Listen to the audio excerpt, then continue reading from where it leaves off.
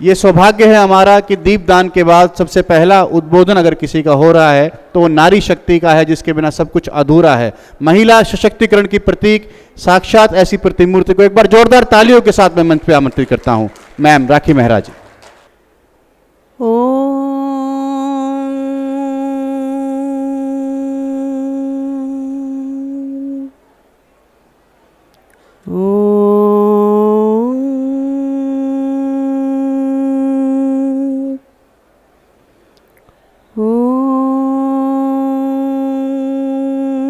ततो धन्वन्तरि विष्णुरायुर्वेद प्रवर्तकः श्वेतं कमण्डलं पूर्णमृतेन समुत्थिता। विष्णु पुराण के इस मंत्र के साथ मैं अपनी वाणी की शुरुआत, सबसे पहले दीप प्रज्वलन जो हुआ और हमें एक अंधकार से प्रकाश की ओर जाने का मार्ग मिला। असतो मा सद्गमय तमसो मा ज्योतिर्गमय मृत्योर्मा अमृतंगमय। इस आह्वान के साथ सबसे पहले मंचासीन सभी अतिथि गणों का मैं बेहद शुक्रिया अदा करती हूँ और उनको धन्यवाद देती हूँ कि आप इस मंच पे पधारे। इंटीग्रेटेड आयुष, अगर इसको मिशन कह दिया जाए तो ज़्यादा अच्छा है, क्योंकि अब ये मिशन हो गया जी। और इसका एक बहुत बड़ा प्रारूप, जैसे हमारी अध्यक्षा महोदया ने, श्रेष्ठा नड्डा जी ने, डॉक्टर, उन्होंने एक सजेस्ट किया था लास्ट टाइम कि ये अब हेल्थ हो जाना चाहिए, तो इंटीग्रेटेड हेल्थ, इसके पीछे एक बहुत बड़ी सोच है और मैं वो सोच को थोड़ा सा आप लोगों को हाईलाइट करूँगी। अभी पूर्व वक्ता ने, किसी ने कहा था यत् पिंडे तत् ब्रह्मांडे, यत् ब्रह्मांडे तत् पिंडे। तो वी आर एक्चुअली जो micro replica of the nature, और नेचर जो है वो मैक्रोप्लाज्म है, तो आप जो है वो माइक्रो हैं।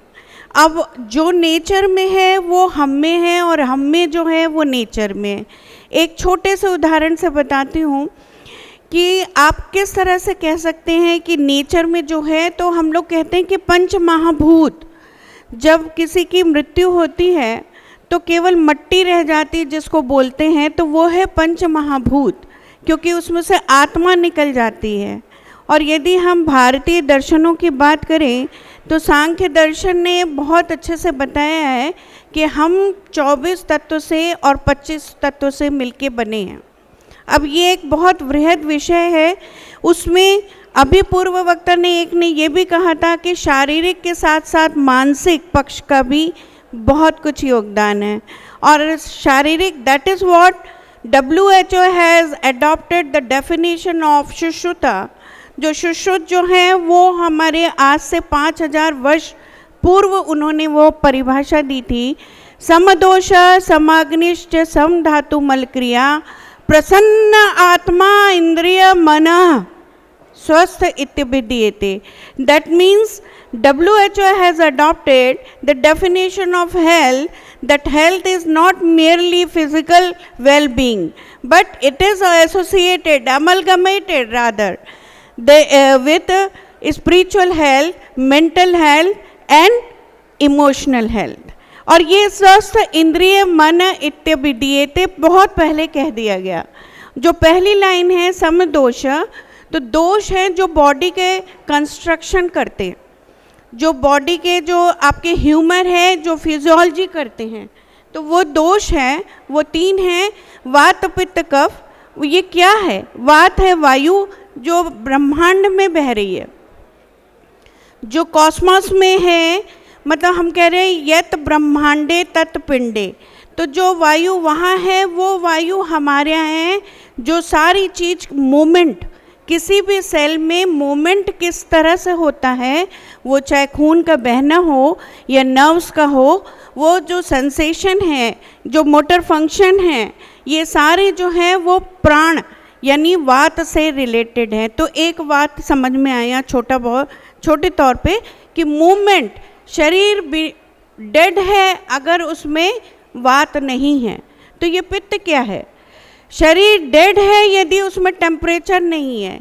बॉडी का नॉर्मल टेम्परेचर 98.24 डिग्री फ़ारेनहाइट यदि आप रखते हैं, 37 डिग्री रखते हैं आप सेल्सियस, तो आपको मालूम होना चाहिए कि एक सेल को जिंदा रहने के लिए टेम्परेचर बहुत ज़रूरी है। और टेम्परेचर क्या है? ये पित्त है। और बाहर क्या है? ब्रह्मांड में सूर्य जो है वो सबको, मैं ऐसे देश गई हूँ, नॉर्वे कंट्रीज़ वगैरह, नॉर्डिक्स में वहाँ गई हूँ जहाँ पे 6-6 महीने सूरज नहीं निकलता। वहाँ के लोगों में मानसिक विकार, डिप्रेशन बहुत ज़्यादा हैं। तो आपको पता होगा कि यदि 2 दिन हमारे क्लाउड्स रहें, बरसात हो रही है, तो आपको कैसा फील होता है? लगता है कि धूप निकले, कपड़े नहीं सूखे, ये एक साधारण बात है। लेकिन आपके अंदर के मेटाबॉलिज्म को भी एक टेम्परेचर की ज़रूरत है और वो है पित्त। तो वात पित्त समझ में आया। ये कफ क्या है? आकाश में चंद्रमा है, हर सेल को एक स्ट्रक्चर की ज़रूरत होती है। एक सेल का एक अपनी एनाटॉमी होती है, एक साइज होता है, एक शेप होता है, एक वॉल्यूम होता है। जितने भी चीज़ से वो दिखती है वो है आपकी क्या? वो कफ है। आप लोग बोलते हो ना हमने कफ कर दिया, वो कफ अलग है, CUGH, वो कफिंग अलग है। ये कफ आयुर्वेद का जो संस्कृत से आया है, इसका मतलब स्ट्रक्चर। तो आप में से कोई साइंस का स्टूडेंट होगा तो उसको मालूम होगा कि मैटर जो है उसकी 3 स्टेट होती है। कौन कौन सी? Solid, liquid and gas. तो गैस हो गई वात, लिक्विड हो गया पित्त। जितने भी आपके हार्मोन्स हैं, जितने भी आपके सिक्रीशंस हैं, जिनमें टेम्परेचर है, वो आपके पित्त है। और जितने भी स्ट्रक्चर्स हैं और वो जिसमें टेम्परेचर नहीं है, जो नॉर्मल है, वो रेस टेम्परेचर नहीं है, रेस टेम्परेचर जो नॉर्मल से ऊपर है, जो नीचे है वो हाइपोथर्मिक है। तो ये सब कुछ ऐसे टर्मिनोलॉजी है जो आयुर्वेद से ही जनरेट हुए और इसीलिए आयुर्वेद को जननी कहते हैं। अब देखिए, मैंने बात शुरू की थी इंटीग्रेटेड हेल्थ। ये क्या है? जब आपको फिजिकल कंपोनेंट भी करना है, ठीक क्या करना है? नॉर्मल पैरामीटर्स में। तो समदोषः मतलब इक्विलिब्रियम में रहना है, ना तो ऊपर रहना है ना ही नीचे रहना है वो पैरामीटर्स। तो समदोष, तो वो आपको जो समता लानी है, इक्विलिब्रियम फिजिकल कंपोनेंट की। उसी तरह मेंटल कंपोनेंट, मेंटल क्या है? हमारे यहाँ कहा गया है कि जो मन से दुखी है उसका शरीर भी दुखी हो जाएगा थोड़े दिन में, और जो शरीर से दुखी है उसका मन भी। बोथ आर अमलगमेटेड, एक दूसरे से जुड़े हुए। इसीलिए 2 टाइप के रोग कहे गए हैं, निज और आगंतुज। आगंतुज में जैसे शरीर में ट्रॉमा हुआ, चोट लगी, तुरंत पता चला ये कट गया, दर्द हो रहा है। वो दर्द कहाँ हो रहा है, कहाँ से आ रहा है? तो हर चीज़ जुड़ी हुई है। आप जैसा सोचोगे वैसे आप बनोगे। जैसे अभी कहा था और सोचोगे, और ये सब का आधार क्या है? कैसे करें हम? तो शरीर हो गया, मन हो गया, आत्मा, जिसको किसी ने नहीं देखा। लेकिन आप देखो, बैठे बैठे आप दुखी हो जाते हो। क्या हो गया? अचानक आपको मन नहीं लग रहा। मन अलग है, आत्मा अलग है, इंद्रिय अलग है, सेंस ऑर्गन्स, मोटर ऑर्गन्स अलग हैं। तो ये मन को उभयेंद्रिय का है और मन की एक छोटी सी भाषा है। आप यहीं बैठे बैठे अभी लंदन की सैर कर सकते हो मन से। अभी आप लंदन ब्रिज देख लो माइंड में और आप उसमें खो जाओ। आप फिजिकली यहीं हैं लेकिन मन नहीं है। अब आप यहीं हैं, मैं जो बोल रही हूँ, यदि आप यहीं हैं तब तो वो मन आपको परसेप्शन दे देगा और आपके इनबॉक्स में फीड कर देगा। यदि आपका मन कहीं और है तो कोई भी बोलता हो, सामने से निकल जाता हो, कोई कुछ कह रहा हो, ना सुनाई दे रहा है ना दिखाई दे रहा है, जो आजकल के बच्चे। तो हमारी लाइफ स्टाइल में नशा जो बोलते हैं ना, नशा नहीं करो, तो मोबाइल का नशा, सामने रील चल रही है, सामने से कौन निकल गया पता नहीं।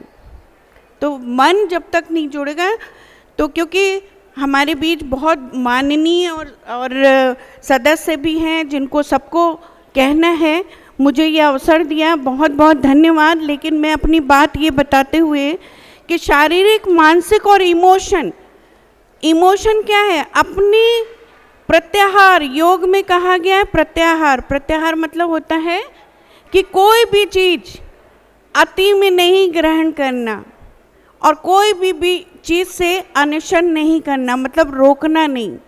तो ये बहुत कॉम्प्लिकेटेड सब्जेक्ट है आयुर्वेद और योग, इसको इतने इजीली समझना नहीं है, आप लोग थोड़ा छोटे रूप में इसको ग्रहण कर सकते हैं। तो ये 4 कंपोनेंट जो है और इनको मिला के यदि हमारे शरीर या स्वास्थ्य बनता है तो इंटीग्रेटेड अप्रोच बहुत ज़रूरी है। फिज़िकल हेल्थ के लिए जहाँ एलोपैथी की इमरजेंसीज को कोई नहीं बीट कर सकता, कोई आयुष नहीं बीट कर सकता, ये मैं कह रही हूँ, क्योंकि मैंने 6 साल all India institute of medical science AIIMS में भी काम किया है। मुझे मालूम है, मैंने सफदरजंग हॉस्पिटल में काम किया है, मैंने बेस हॉस्पिटल, मिलिट्री हॉस्पिटल जहाँ आयुर्वेद का ए नहीं है वहाँ काम किया है। तो कहाँ क्या, देखिए इंटीग्रेटेड मतलब होता है कि जो उनकी, जहाँ उनकी लिमिटेशन है एलोपैथी की, वहाँ पे आयुर्वेद और योग और आयुष सिस्टम बहुत अच्छे से हेल्प कर सकता है। हमने all India institute of medical science Ansari Nagar AIIMS में 6 साल मैंने एक प्रोजेक्ट चलाया था और वो गवर्नमेंट ऑफ इंडिया की तरफ से था। मैं गवर्नमेंट ऑफ इंडिया में डायरेक्टर के पद से रिटायर हूँ। वहाँ पे जब आप, ये मैं आपको बता रही हूँ कि वो प्रोजेक्ट था Ayush QOL, quality of life for CA breast cases along with CT and RT। Chemotherapy ज़रूरी थी, RT, ये कहना कि नहीं हम कैंसर ठीक कर देंगे, इस तरह के ब्लंट क्लेम, ये किसी भी विधा को लो करते हैं। तो जो प्रोटोकॉल होता है ट्रीटमेंट का, उसके लिए बहुत ज़रूरी है।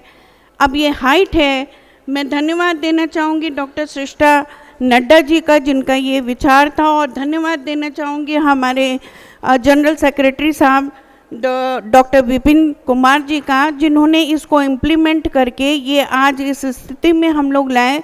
मैं एक जॉइंट सेक्रेटरी इसकी हैसियत से यहाँ पे कह रही हूँ कि ये जो विधा है, और अब मौका आ गया है कि एलोपैथी, आयुर्वेद, होम्योपैथ और आयुष पूरा कंप्लीट सिस्टम एक होकर के, क्योंकि सबका टारगेट है हेल्थ प्रोवाइड करना।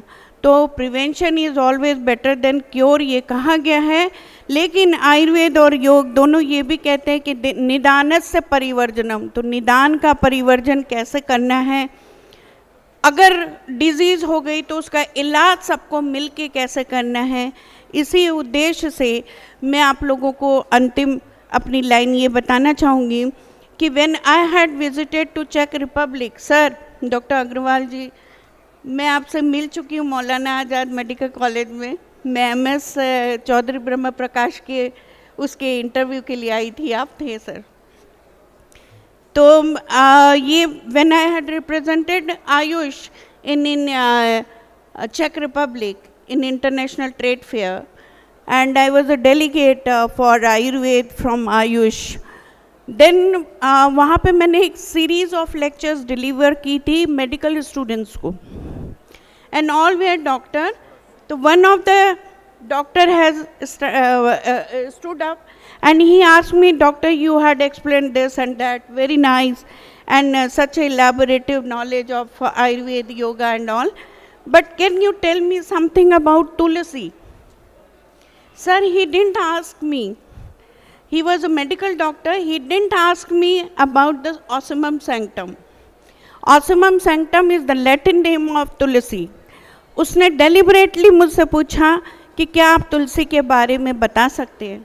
And then when I had come back to India and I had reported to Secretary Ayush, then I reported first thing, this is the high time कि prevent your tulsi at home, otherwise ये भी चली जाएगी. तो इसीलिए integrated approach is the best approach, जहाँ तुलसी को Ocimum sanctum करिए या लेकिन उसके गुण को स्वास्थ्य के लिए उपयोग करिए. तो मैं इस शब्दों के साथ में आप सबसे गुजारिश करूंगी कि मेरे वक्तव्य को आपने बहुत बहुत ध्यान से सुना. इसके लिए एक बार आंखें मूंद करके straight your spine, erect your spine, close your eyes, fold your hands together और मेरे साथ में दोहरा लीजिएगा और नहीं तो शांति में हम लोग समापन करेंगे.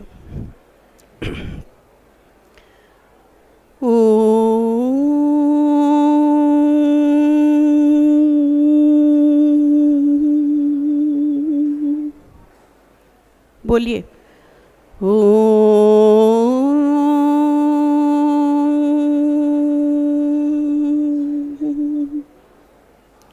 पूर्णमदः पूर्णमिदं पूर्णात् पूर्णमुदच्यते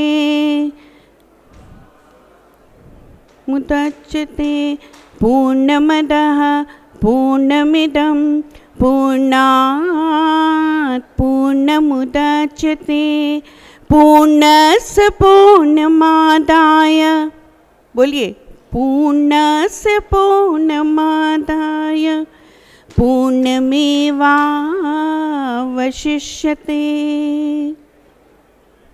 वावशिष्यते.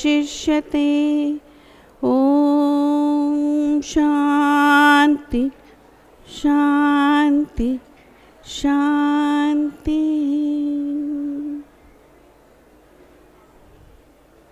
धीरे से अपनी हथेलियों को मलते हुए अपनी आँखों में लगाएंगे और अपनी आँखें खोलते हुए हथेली को देखेंगे. नमस्कार.